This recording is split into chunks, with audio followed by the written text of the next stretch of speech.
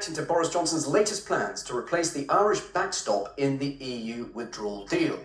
The Prime Minister's proposals would see Britain leave the customs union but keep Northern Ireland in an all-island single market zone for goods. That would create two borders, a regulatory one in the Irish Sea and a customs border between the North and the Republic. The Northern Ireland Assembly also would get to vote on whether to stay in the single market zone before it takes effect and every 4 years after.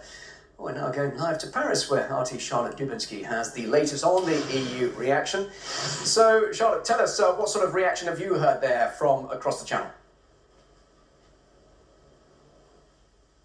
Well, finally, EU leaders have been able to get their hands on this document that's been much talked about by the Johnson administration over the last few months. It says it's going to be studying all of these proposals very intently.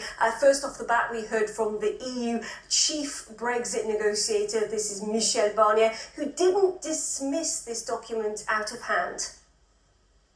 My team met the British team today and we received a legal proposal. There is progress, but to be frank, lots of work still need to be done to reach and to fulfill the three objectives of the backstop: no border, all-island economy, and protecting the single market. That means protecting the consumer, the citizens and the businesses inside the single market, the 27 member states.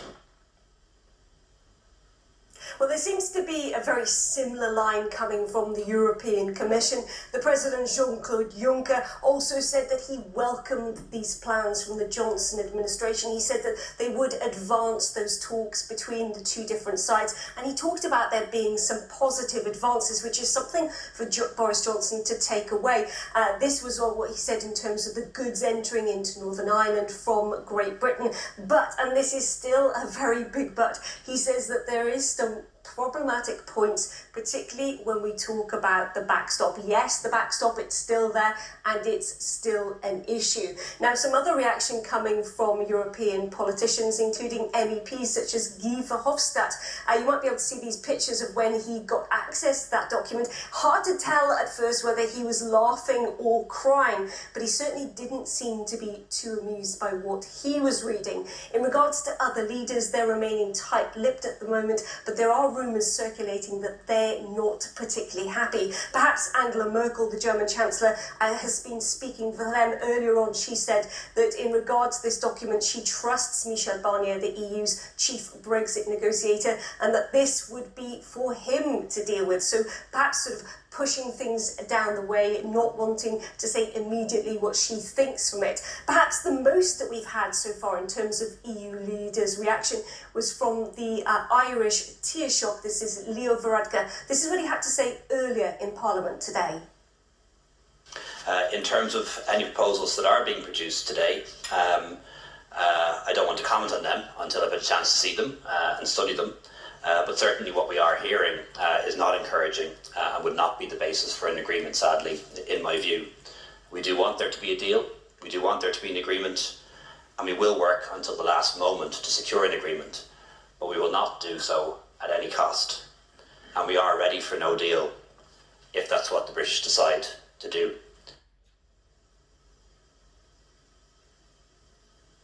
Well, I must point out that that was Varadkar speaking before he'd had access to the document, but since then he has spoken on the phone with Boris Johnson and been able to read those proposals, and he still doesn't seem to be massively positive about it, saying that there are still those issues, once again, with the backstop. It all seems to come back to that.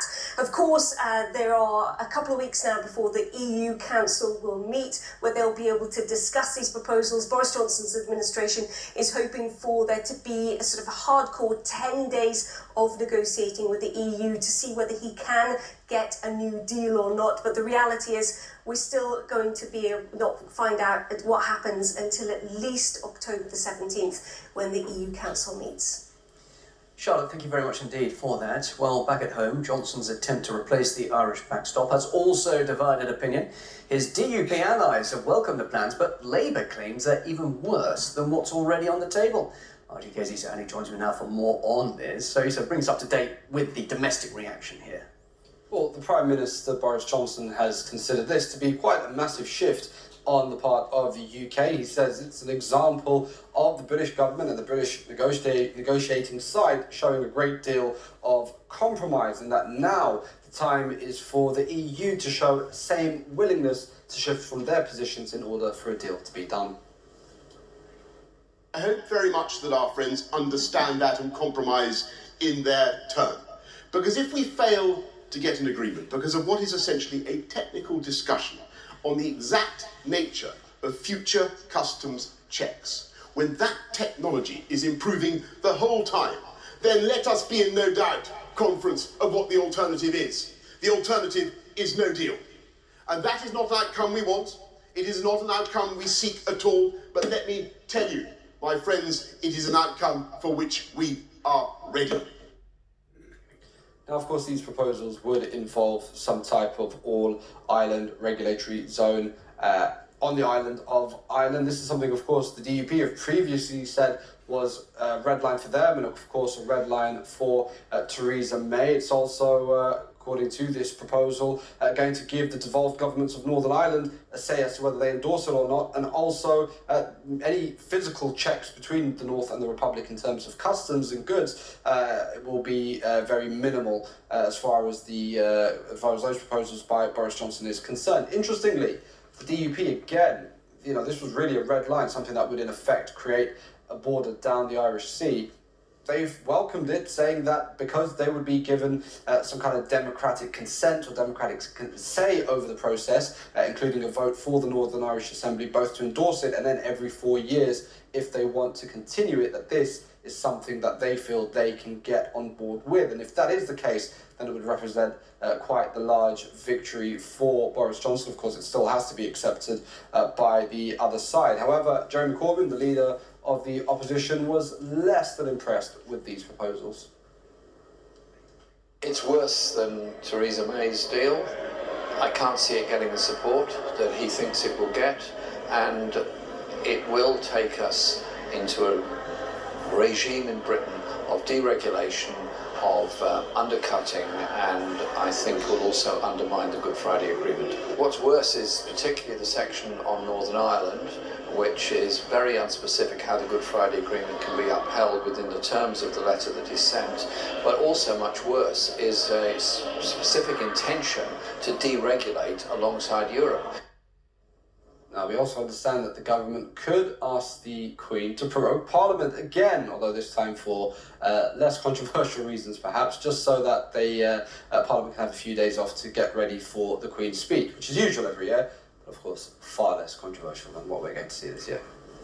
Isa, thank you very much indeed for that update. Well, for more on these latest developments, I'm now joined by Senior Partner at Brexit Partners, Professor John Ryan. John, good to see you here in the studio. What do you make of Boris Johnson's proposals today? Well, it's a hard border, it's time limited, and the DUP have a veto. And the Northern Ireland manufacturing, business community in Northern Ireland feel like they've been thrown under a bus. DUP have a veto, but DUP are backing this deal. That's significant. Yeah, of course they would, because they have a veto. But what do you mean by that then?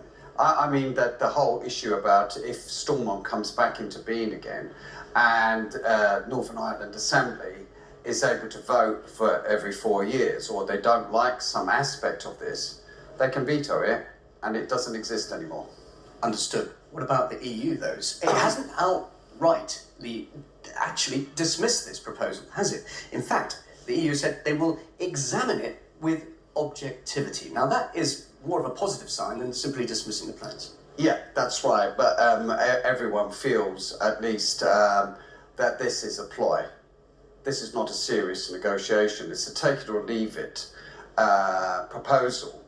And that's not the way to negotiate. So there's a feeling that he's looking at shifting blame towards the EU. So they're being very careful with their language.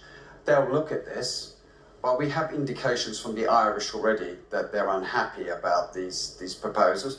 And it has to be said, when you look at what's happening in Northern Ireland, what's been said in Northern Ireland by the other Unionist Party and the Alliance parties and the Nationalist parties, they're all for deeply unhappy, on top of all the business communities that are unhappy with this as well, because in effect you've got two borders. You've got the north-south border, the Republic of Ireland and Northern Ireland, and you've got an east-west border in the sea. And you're right to say this was ruled out before, but when you've got a veto and you're willing to use it, as the DUP would do, I suppose they've taken this on board. Because we've got a limited time now. It took, what, 2 weeks to actually do this deal? I don't see it happening. Is it really going to be a hard border? Talking about customs checks away from the border and on goods. So it's obviously not going to be a lot of infrastructure, as people are worried about, that would actually undermine the Good Friday. But the infrastructure is going to be in a different position, but it's still going to be there. All right, if the EU does offer any concessions, then clearly Boris Johnson would get this through Parliament, wouldn't he? Not necessarily. It depends. Well, the first premise is that the EU are going to actually give concessions. What they can't give a concession on is the viability of the internal market and the customs union. So this is actually threatening that. So I think that they're using diplomatic language to deal with this particular proposal.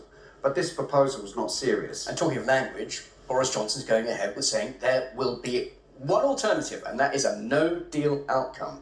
Can he still do that, bearing in mind what Parliament voted? If he breaks the law, he can. Because if he goes against the Benn Amendment and he does something out of the ordinary, he might be able to get it through. But I think the opposition is very, very aware that this might happen. I mean, he'll be in the courts. If he won't go for the extension after, if there's no deal and the European Council comes about, and he doesn't go for the extension, which he's supposed to do under law, then he'll be in the courts. But I think that there are two options for the opposition to go. One is to have a national government of unity, and the other is maybe to push for a referendum, which seems to be becoming more and more present in people's minds. Professor John Ryan, good to talk to you on this. Thank you very much indeed for joining us.